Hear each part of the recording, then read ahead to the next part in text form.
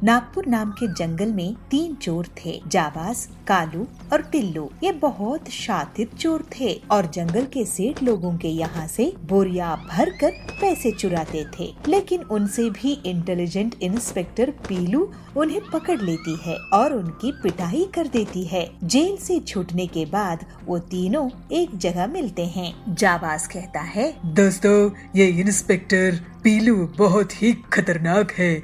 वो बहुत एडवांस तरीके से काम करती है और हम जैसे चोर की अच्छे से कुटाई भी कर देती है। तो कालू कहता है, अब हमें भी थोड़ा टेक्निकली एडवांस होना पड़ेगा। तो टिल्लू बोलता है, मेरा एक दोस्त है जो उड़ने वाला कैमरा चलाता है।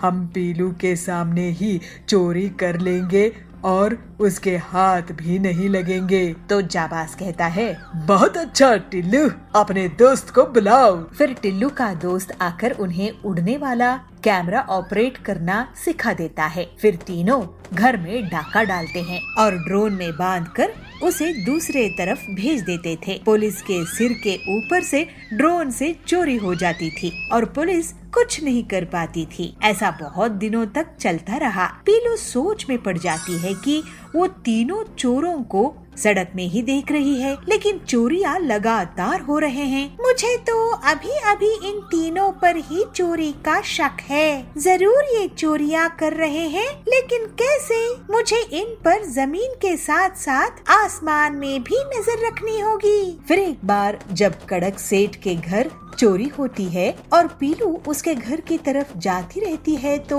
वो आसमान की तरफ भी देखती है और उसे एक उड़ने वाला कैमरा दिखाई देता है। अब मैं इन शातिर चोरों को सबक सिखाऊंगी। अपने कांस्टेबल के साथ पीलू एक प्लान बनाती है। मैं जैसा कहती हूँ वैसा ही करना। अब उन तीनों की खैर नहीं। एक अमीर सेठ का घर खाली था। वो सभी शादी में बाहर गए थे। तीनों चोर उसके घर में चोरी किए और ड्रोन से पैसे उड़ाने लगे। देखो पीलू मैडम कितनी बेवकूफ है। तो कालू कहता है, कंगाल कर देंगे और पुलिस देखती रहेगी। तो टिल्लू बोलता है, बहुत होशियार बन रही थी पीलू, हमारी कमर तोड़ दी पिटाई कर करके। ड्रोन हवा में उड़ रहा था। तभी वहाँ पर पीलू और उसके 2 और कांस्टेबल पतंग में उड़कर उस ड्रोन को गिरा देते हैं। ये देखकर जाबाज, टिल्लू और कालू चौंक जाते हैं। अब मैं तुम तीनों पर मुसीबत बनकर गिरूंगी, ऐसे पीलू कहती है। फिर पीलू उस लूट के पैकेट को उन तीनों पर फेंक देती है और वो जैसे ही उसे कैच करते हैं, पीलू और उसके कांस्टेबल उन्हें पकड़ लेते हैं। लो, पकड़े गए ना। आखिर नकल में भी अकल चाहिए, जो मेरे पास तुमसे ज्यादा है। इस तरह से पीलू उन चोरों से जंगल को निजात दिलाती है। सुंदरनगर के जंगल में पीलू अपने पति बंटी कबूतर के साथ रहती थी। बंटी मजदूर था और पीलू पूरी भाजी का ठेला चलाती थी। वो बहुत गरीब थे, लेकिन देवी दुर्गा के बहुत बड़े भक्त थे। दोनों पति पत्नी जल्दी उठकर देवी की पूजा करते थे। कुछ दिनों में पीलू की दुकान में ग्राहकों की कमी होने लगती है और उसको आखिर दुकान बंद करना पड़ता है। फिर एक दिन बंटी को मजदूरी करते हुए चोट लग जाती है। उसे डॉक्टर ने 5 महीने काम करने से मना कर देते हैं। ये तो बहुत बड़ी मुसीबत है जी। मेरी दुकान भी बंद हो चुकी है और आपका काम भी चला गया है। घर का खर्च भी हम नहीं निकाल पा रहे हैं। मुझे तो बहुत डर लग रहा है। अब किराया कैसे देंगे? पीलू, देवी माँ पर विश्वास रखो, डरो नहीं। मैं भी पैसे जुगाड़ने की कोशिश करूँगा। टिल्लू से कुछ रुपये उधार मांग कर लाता हूँ। नहीं जी, आप ऐसी हालत में बाहर नहीं जाएंगे। हम उधार नहीं लेंगे। दुर्गा माँ सब ठीक कर देगी। वो सब देख रही है। मुझे कुछ और काम देखना चाहिए। इस बात से वो बहुत परेशान हो जाती है और रोते हुए माता के मंदिर जाती है। माँ, ये आप कैसी परीक्षा ले रही है हमारी? आपकी पूजा अर्चना भी नहीं हो पाता है। आपको पूरी खीर तो क्या, एक रोटी का भी भोग नहीं लगा पा रहे हैं हम। माँ, कम से कम इतना तो कर दो, आपकी पूजा ही कर सके। तभी वहाँ देवी दुर्गा प्रकट हो जाती है। बेटी, मैं तेरे सारे दुखों का नाश करने के लिए आई हूँ। तू डर मत। माँ, आप आ गई है तो अब मुझे कोई चिंता नहीं है। तूने मेरी इतनी भक्ति की है कि इतनी मुसीबत में भी तूने मेरा नाम लेना नहीं छोड़ा। अब सुन, मैं तुझे कांच के बर्तन बनाना सिखा दूंगी। तू बंटी के दोस्त टिल्लू से उसकी मशीन बनवा लेना। मेरा आदेश कोई नहीं टाल सकता है। दुर्गा जी पीलू को आशीर्वाद देती है और पीलू के अंदर कांच के बर्तन बनाने की कला आ जाती है। पीलू घर जाती है। सुनिए जी, आज तो हमारा कल्याण हो गया। माता रानी दुर्गा देवी मुझे साक्षात दर्शन दी और उन्होंने ऐसे कहते हुए पीलू पूरी बात बंटी को बता देती है। फिर दोनों पति पत्नी टिल्लू के पास जाते हैं। पीलू भाभी, बंटी भाई, आप दोनों देवी दुर्गा के बहुत बड़े भक्त हैं। मुझे नहीं पता था कि आप लोग इतनी बड़ी मुसीबत में आ गए हैं। आपके जरिए माता रानी का मुझे आदेश मिला है। मैं आप लोगों का सुरक्षा जरूर करूँगा। अब आप लोग घबराओ नहीं, मैं जरूर मदद करूँगा।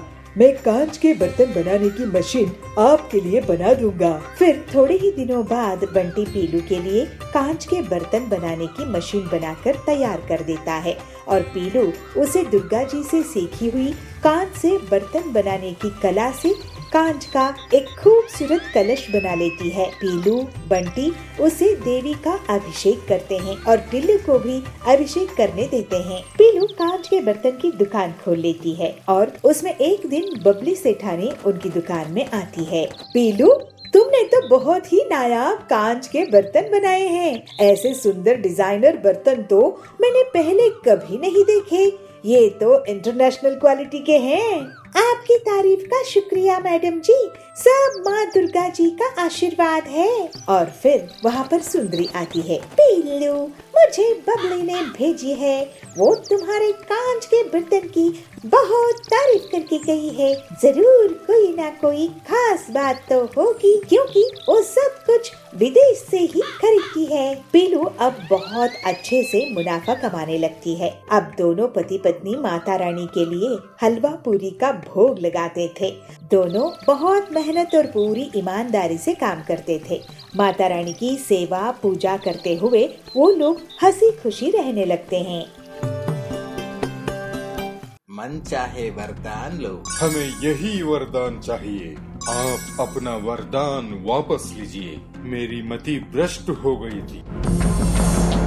गोंडा नाम की राज्य में सूरजभान नाम का एक राजा राज करता था। उसके एक बहुत ही सुंदर पुत्र था जिसका नाम था स्वर्णपुत्र।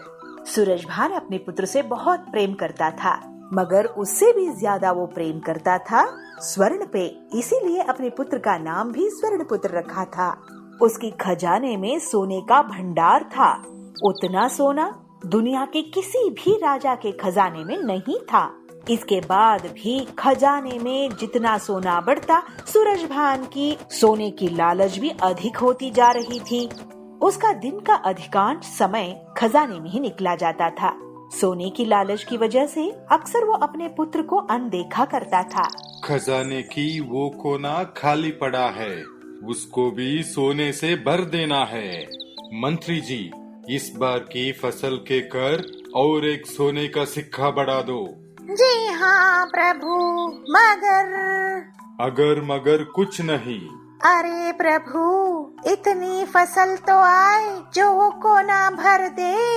मंत्री की बात सुन के राजा को लगता है कि यह काम नहीं करने वाला है, मगर उसकी सोने की लालच इतना बढ़ गया था कि वह अन्न जल त्याग कर ईश्वर की कठोर उपासना में लग गया। उसकी तपस्या से प्रसन्न ईश्वर दर्शन देते हुए कहते हैं, बोलो वत्स, मन चाहे वरदान लो। क्या चाहिए तुम्हें? हे भगवान, मुझे ये वरदान दे कि मैं जिस किसी वस्तु को भी छूऊं वो सोना बन जाए। ईश्वर को सूरजभान की लालच समझ में आ गई थी। वरदान देने से पूर्व उन्होंने आगाह किया, राजन, वरदान मांगने से पहले अच्छी तरह से सोच विचार कर लिया है? तो सूरजभान संपूर्ण श्रद्धा से और विनम्र होके कहते हैं, हे ईश्वर, मैं इस विश्व के सबसे बड़ा धनी राजा बनना चाहता हूँ। हमने संपूर्ण सोच विचार कर लिया है। हमें यही वरदान चाहिए। इसकी लालच की बुद्धि सही होने वाली नहीं है, ये शंकर भगवान को पता चल गया और वो तथास्तु कहते हुए वहाँ से गायब हो गए। राजा सूरजभान यह वरदान पाकर खुशी से पागल हो गया था। दूसरे ही दिन सोकर उठने के उपरांत अपनी शक्ति परखने के लिए उसने अपने पलंग को छूकर देखा। वह पलंग सोने का बन गया। सूरजभान बहुत खुश हुआ। दिन भर वह सुध-बुध खोकर अपनी महल की हर चीज को सोने में परिवर्तित करने में जुट गया। उसे अपनी खान पान तक की चिंता नहीं थी। शाम को सूरजभान थक गया था। उसे जोरों से भूख भी लगी थी। अपने सेवकों को भोजन परोसने के लिए कहता है। जैसे ही सूरजभान भोजन को हाथ लगाता है वह सोना बन जाता है। अब सोने को तो खा नहीं सकते, तो गुस्से से तिलमिलाते हुए वो उठकर बाहर आ जाता है। ऐसे ही टहलते हुए अपने उद्यान में जा पहुंचता है। वहाँ वह देखता है अपना छोटा बेटा स्वर्णपुत्र वहाँ खेल रहा है। उसकी खेल कूद देखकर राजा की मन में पुत्र वात्सल उमड़ कर आता है। कुछ क्षणों के लिए अपनी भूख भी भूल जाता है। जब स्वर्णपुत्र पिता को वहाँ उद्यान में देखते हैं तो प्रेम से दौड़ के आके गले लग जाते हैं। विधि की विपर्यास ये था कि स्वर्णपुत्र भी स्वर्ण में बदली हो गया। सूर्यभान रो रो कर कहने लगा, हे ईश्वर, मुझे क्षमा कर दीजिए। आप अपना वरदान वापस लीजिए। मेरी मति भ्रष्ट हो गई थी। मेरा लालच तांडव कर रहा था। हमें समझ आ गया है कि हर वस्तु अमूल्य होता है। हमारे लिए सबसे अमूल्य तो हमारा पुत्र स्वर्ण पुत्र है। उन्हें आप कृपया इंसान बना दीजिए। कहते हुए फिर से रोने लगता है। उस पर दया आकर ईश्वर फिर से तथास्तु बोलते हैं और हवा में लीन हो जाते हैं। स्वर्णपुत्र फिर से इंसान बनता हुआ देख सूरजभान बहुत खुश होता है और अपनी गलती की, अपनी लालसा की उसे पश्चाताप भी होता है। तो मंत्री को बुलाकर कहते हैं, मंत्री जी, अपना कोषागार जरूरतमंद और निर्धनों के लिए खुला रख दो। सूरजभान अपने पुत्र को गले लगाकर खुशी के आंसू बहाते हैं। उनका लोभ खत्म हो गया था और संतुष्टि की जीवन की ओर यात्रा शुरू कर देते हैं। बेलापुर जंगल में इंजीनियरिंग कॉलेज था। उसमें बहुत से स्टूडेंट्स पढ़ते थे। पीलू चिड़िया भी इसी में पढ़ती थी, लेकिन पीलू का मन इंजीनियरिंग में नहीं लगता था। उसको उसकी माँ ने जबरदस्ती इंजीनियरिंग पढ़ने भेज दिया था। कभी कभी तो वो क्लास में ही सो जाती थी। एक दिन पीलू कैंटीन में खाना खा रही थी। उस कैंटीन का मालिक हरिया वहाँ आता है। पीलू, तुमने पिछले 6 महीनों से उधार नहीं चुकाई हो। अब से तुम्हें उधार देना बंद, या तो पैसा या फिर कैंटीन में काम करके पैसा उतरवाओ। तो पीलू कहती है, मेरी मम्मी जो भी पैसे भेजती है हरिया काका, वो तो ऐसे ही खर्च हो जाते हैं। आपका उधार चुकाने का एक ही तरीका है कि मैं यहाँ काम करने लग जाऊँ। तो हरिया कहता है, अरे तुम आजकल के बच्चे भी ना, ठीक है, अब से कैंटीन में काम करना शुरू कर दो। पीलू कैंटीन में काम करना शुरू कर देती है और बर्तन साफ करती थी, डस्टिंग करती थी, इडली डोसा भी बनाती थी और तो और दूसरे स्टूडेंट्स को सर्विंग भी करती थी। पीलू को सर्व करता देखकर बाकी के स्टूडेंट्स बहुत मजाक उड़ाते थे। एक दिन सुंदरी कहती है, देखो देखो, पीलू को करने इंजीनियरिंग आई है लेकिन कैंटीन में नौकरी कर रही है। अरे क्या यही करने आई थी पीलू चिड़िया? तो पीलू कहती है, तुम्हें क्या सुंदरी, तुम पढ़ाई कर लो, मुझे तो क्लास में नींद आती है, तो कम से कम मैं यहाँ काम तो कर रही हूँ। इस तरह से जैसे तैसे पीलू इंजीनियरिंग पूरी कर लेती है और घर वापस पहुँच जाती है। उसकी माँ बबली उसको बोली, अरे पीलू, तू कॉलेज क्या 3rd ग्रेड से पास होने के लिए गई थी? इतना पैसा खर्च करके तुझे इंजीनियर बनाई, अब तुझे मैं अपनी भाई की फैक्ट्री में नौकरी लगवा दूंगी। तो पीलू कहती है, नहीं माँ, तुम्हारी जबरदस्ती के कारण मैंने इंजीनियरिंग की है। अब मैं तुम्हारी जबरदस्ती से काम नहीं कर पाऊंगी, मैं अपना खुद का काम करूंगी। तो बबली कहती है, खुद का काम करना है तो मैं तुम्हें पैसा नहीं दूंगी। ये सुनकर पीलू सोच में पड़ जाती है। वो अगली सुबह अपनी पुरानी साइकिल रिपेयर करके उसमें एक बोर्ड लगाती है जिसमें लिखा होता है इंजीनियर का डोसा। पीलू साइकिल में ही डोसा बनाकर बेचती थी और सिर्फ 10 रुपए में बेचा करती थी। जल्द ही उसकी दुकान में लोगों की भीड़ लग जाती है। एक दिन बबली को उसकी एक अमीर सहेली पिंकी चिड़िया कहती है, अरे बहन, क्या तुम्हें पता है कि जंगल में एक बहुत बेहतरीन डोसा वाली आई है, वो सिर्फ 10 रुपए में डोसा बेच रही है। तो बबली कहती है, किसकी बात कर रही हो तुम? तो पिंकी चिड़िया कहती है, कोई है इंजीनियरिंग डोसा वाली। ये सुनकर बबली का सिर चकरा जाता है। ऐसे ही एक दिन पीलू के कॉलेज के स्टूडेंट्स और हरिया कैंटीन वाला उसकी दुकान में पहुंचते हैं और उसकी तारीफ करते हैं। पीलू, तुम तो वाकई में बहुत होनहार निकली, हम तो बस घिसी पिटी नौकरी कर रहे हैं और तुमने तो अपना कारोबार ही शुरू कर दिया है। मैं तुम्हारी हंसी उड़ाती थी, मुझे माफ कर दो। तो पीलू कहती है, अरे इसमें माफी की कोई बात नहीं है सुंदरी और हरिया अंकल, मेरे पास आपको देने के लिए पैसे नहीं रहते थे, लेकिन आपने मुझसे कभी बुरा व्यवहार नहीं किया, जिससे मैं आपसे सीखी हूँ और यहाँ पर सस्ता डोसा बेचने का ये एक बहुत बड़ा कारण है। अगर जबरदस्ती से कोई पढ़ाई करे तो वो किसी काम की नहीं होती है। ये सब बबली एक तरफ खड़ी सुन रही थी और उसे अपनी बेटी पर बहुत गर्व होता है। बेटी, मैं तुझे कितना गलत समझती थी, लेकिन तू बहुत ही समझदार निकली, मुझे तुझ पर गर्व है। इस तरह से पीलू साइकिल में ही डोसा बेचा करती थी और बहुत सफल हुई। हे गरीब चिड़िया, तू यहाँ से अपनी दुकान हटा। अब मैं भी गरीब लोगों के लिए पिज्जा बनाऊंगी। पिद्दी चिड़िया, तेरी ये हिम्मत, मैं फिर से तेरी दुकान तोड़ दूंगा। टॉली नगर के जंगल में कड़क सेठ पिज्जा की बड़ी सी दुकान चलाता था। उसी की दुकान के सामने पीलू सस्ता दाल चावल बेचा करती थी। ये बात कड़क को बिल्कुल पसंद नहीं थी। एक गरीब चिड़िया उसकी दुकान के सामने अपनी दुकान लगाए। एक दिन कड़क अपने आदमियों के साथ पीलू के पास जाता है। हे गरीब चिड़िया, तू यहाँ से अपनी दुकान हटा। तेरी गरीब दुकान के कारण मेरे इस शानदार पिज्जा शॉप का शो खराब हो रहा है।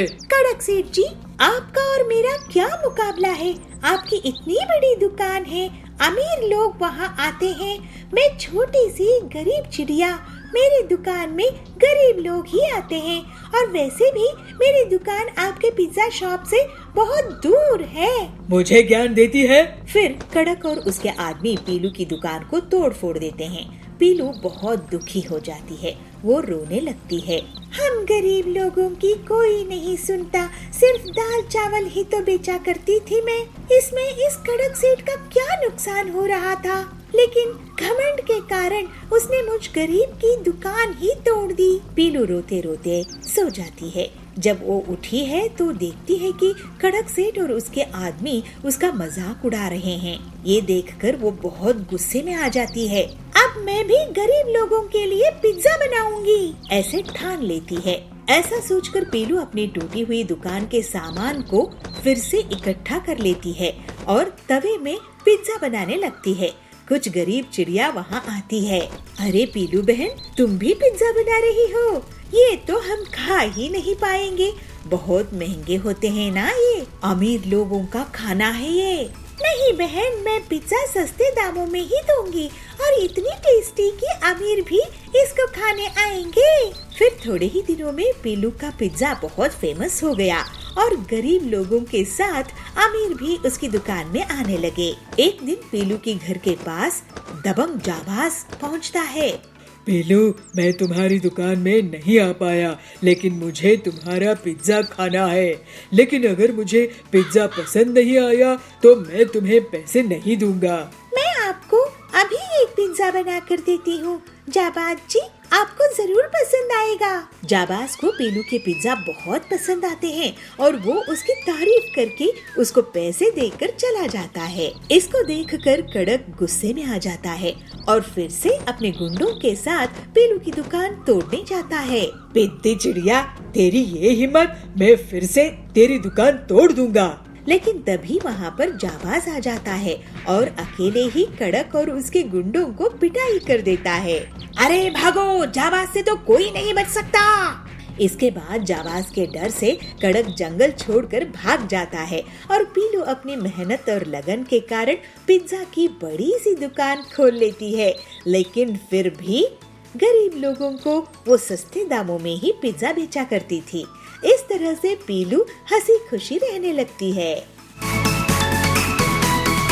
नागपुर में बबलू नाम का कबूतर रहता था। वो जुगाड़ से कोई भी सामान बनाने का हुनर रखता था। जैसे अलग अलग इलेक्ट्रॉनिक सामान को जोड़कर वो टीवी बना लेता था, कुछ बोतल जोड़कर वाटर फिल्टर तैयार कर लेता था। उसकी माँ पीलू एक मजदूर थी और उसको कमाई करने के बारे में अक्सर बोला करती थी। बेटा बबलू, तू इतना सब बनाता है लेकिन इन सब सामान से हमारी आमदनी नहीं होती है। तो कुछ काम कर जल्दी से। माँ, मैं जहाँ भी काम मांगने जाता हूँ वो मुझे काम नहीं देते हैं। लेकिन माँ, तुम सही कह रही हो। आखिर में कब तक तुम पर बोझ बनकर रहूँगा? मैं काम शुरू करूँगा माँ। हाँ बेटा, तू बहुत समझदार है, क्योंकि मेरी जितनी आमदनी है उतना तो घर खर्च किराया देने में ही चला जाता है। बाकी घर के लिए हम कुछ पैसे जमा नहीं कर पा रहे हैं। आजकल तो तुम जैसे पढ़े लिखे को कोई काम नहीं देता है। ये भी अजीब बात है। माँ, मुझे कुछ दिन और दो, तुम जरूर एक दिन मुझ पे गर्व करोगी। भगवान करे वो दिन जल्दी आए बेटा। मुझे तेरी शादी करके घर में बहू भी लानी है। इस तरह से कुछ दिन और बीत जाते हैं। बबलू यहाँ वहाँ काम के लिए भटकता रहता था, लेकिन उसे कोई काम नहीं देता है। वो मजबूरी में मैकेनिक बन जाता है और लोगों की मोटरसाइकिल या फिर बिजली के सामान सुधारने लगता है। एक दिन बबलू, ओ बबलू, कहाँ हो? हाँ माँ, क्यों आवाज दे रही हो? बताओ क्या काम है? बेटा, लगता है घर में बिजली चली गई है, जरा देखो तो। ये गर्मी के मौसम में गांव में बिजली बहुत जाती है ना माँ। तो इसका भी कुछ जुगाड़ निकाल ले बेटा, बहुत अच्छा रहेगा। बबलू कुछ सोचने लगता है और फिर वो अगले दिन शहर जाकर कुछ सामान लेकर आ जाता है। फिर बबलू उस सामान को जोड़ लेता है। वो एक सोलर बैटरी सेल तैयार कर लेता है और अपने घर में लगाता है। अरे वाह बेटा, ये क्या किया है तूने कि पूरी महल में बिजली नहीं है लेकिन अपने यहाँ है। माँ, मैंने सोलर सेल तैयार किया हूँ। इससे बहुत ही कम दामों में हमें घर में बिजली मिल जाएगी। तो बेटा, क्या तू इसे पूरे गांव वालों को बेचेगा? माँ, गांव वालों ये इसके लिए पैसे नहीं देंगे, लेकिन एक चीज के लिए वो पैसे जरूर देंगे। फिर बबलू सोलर सेल को एक पुरानी मोटरसाइकिल में फिट कर देता है और एक सोलर बाइक तैयार कर लेता है। फिर बबलू पीलू को सोलर मोटरसाइकिल दिखाता है। माँ, ये देखो, है ना कमाल की चीज? अरे बेटा, क्या इसको पेट्रोल नहीं लगेगा? ये सोलर बाइक कौन चलाएगा? तभी वहाँ सुंदरी आती है। अरे पीलू, ये बबलू ने तो ऐसी मोटरसाइकिल बनाई है कि सब इसे देखते ही रहेंगे।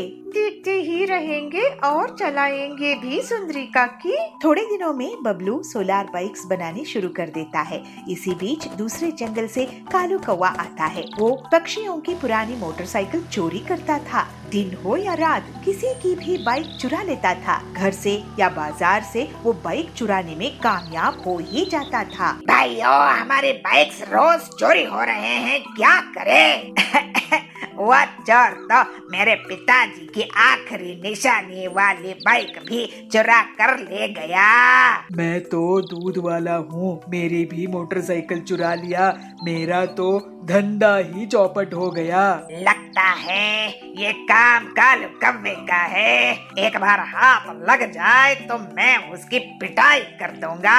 लेकिन इतने दिनों में तो वो सारे जंगल की बाइक्स चुरा लेगा और किसी के पास मोटरसाइकिल बाइक्स नहीं बचेंगे। मैंने तो अभी अभी बाइक का बिजनेस शुरू किया हूँ। बांटे बाइक चोर को जो कोई भी पकड़वाने में मदद करेगा, मैं खुद उसे 50,000 का इनाम दूंगा। कालू चोर ये सब दूर बैठकर सुन रहा था। ये मुझे कैसे पकड़ेंगे? मैं इनके सभी मोटरसाइकिल्स को चुरा लूंगा।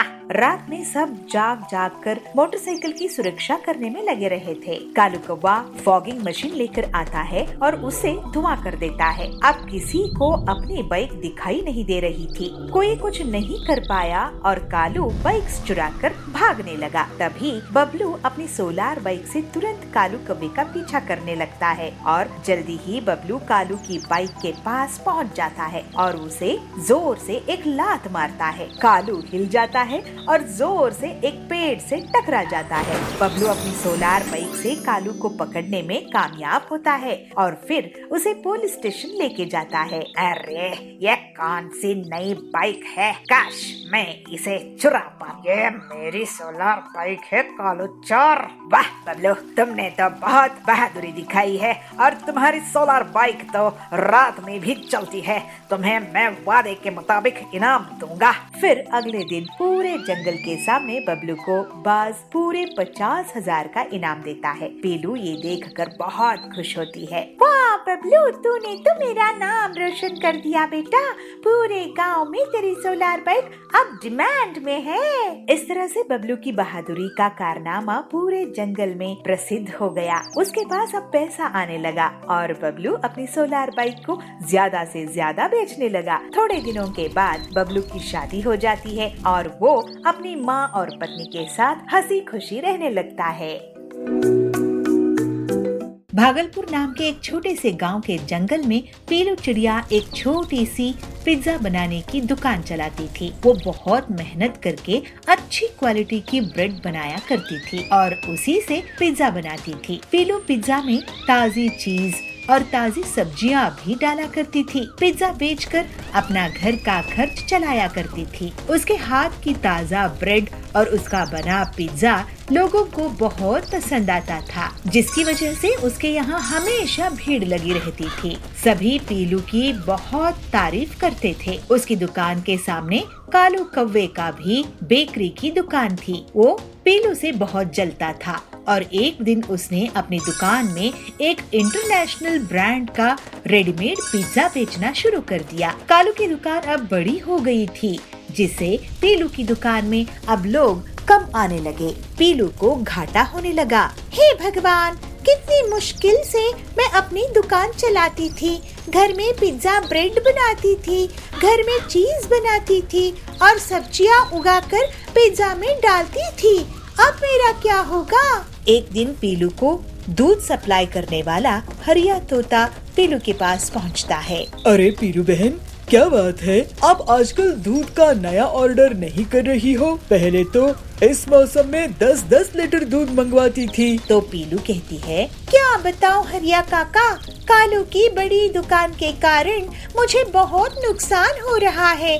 मैं तो अपनी पिज्जा की दुकान बंद करने की सोच रही हूँ। कहीं और जाकर शहर में नौकरी कर लूंगी। तो हरिया कहता है, अरे ऐसी बातें मत करो बहन। कोई हमें कंपटीशन देगा तो हमें भी उसे कंपटीशन देना ही होगा। ऐसे हार मत मानो। ऐसे तो बहुत बार जिंदगी में परेशानियाँ आएंगी और तुम हार मानकर कहाँ भागोगी? तो पीलू कहती है, आप ठीक कह रहे हैं काका, लेकिन आप तो अच्छे से जानते हैं कि मैं कालू का सामना नहीं कर सकती। जल्दी ही मेरा इतना नुकसान हो जाएगा कि मुझे उधार लेना पड़ जाएगा और मैं पूरी तरह से बर्बाद हो जाऊंगी। तो हरिया कहता है, तुम इतना मत सोचो पीलू, मैं तुम्हारे लिए एक रास्ता निकालता हूँ। मैंने सुना है कि यूरोप से एक नया चिकन आया है, पिंकी चिकन। पिंकी चिकन से बनी हुई चीजें दिखने में पूरी तरह से पिंक होती है और उसमें जरूरी विटामिन्स मिनरल्स भी होते हैं। अगर तुम उसका पिज्जा बनाओ तो मैं तुम्हें कम दाम में वो ला दूंगा और तुम उससे मुनाफा कमाना। पीलू तैयार हो गई और फिर हरिया उसको पिंकी चिकन लाकर देता है। यूरोप से आई पिंकी चिकन से पीलू शाम में पिज्जा टॉपिंग बनाती है। पीलू उसको हरिया को खिलाकर उससे पूछती है, हरिया काका, ये पिंक पिज्जा है, तुम जरा इन्हें टेस्ट करके तो बताओ कि ये कैसे बने हैं। तो हरिया कहता है, वाह बहन, ये तो लाजवाब पिंक पिज्जा है, मैंने तो ऐसे कभी नहीं खाया। और फिर पीलू अपनी दुकान में पिंक पिज्जा बेचने लगी। उनकी दुकान में लोगों की भीड़ इकट्ठा हो गई और जल्दी ही पूरे पिंक पिज्जा बिक गए। इसके बाद आए दिन उसको हरिया पिंक चिकन सप्लाई करने लगा। पीलू अपने पिंक पिज्जा को बहुत कम दाम में बेचती थी। इसी वजह से कालो कव्वे की इंटरनेशनल ब्रांड की बेकरी अब ठप पड़ने लगी।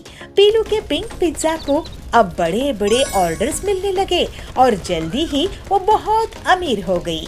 लोग उसके पिज्जास को बड़ी बड़ी शादी और पार्टी में ऑर्डर कर रहे थे, लेकिन पीलू ने कभी उसके दाम नहीं बढ़ाए। इस वजह से गरीब लोग भी उसके पिंक पिज्जा को खा सकते थे। एक दिन फोर्ड चैनल वाले उसकी दुकान में वीडियो शूट करने के लिए आते हैं। इससे पीलू और भी प्रसिद्ध होने लगी। फिर पीलू अपना जीवन हंसी खुशी बिताने लगी।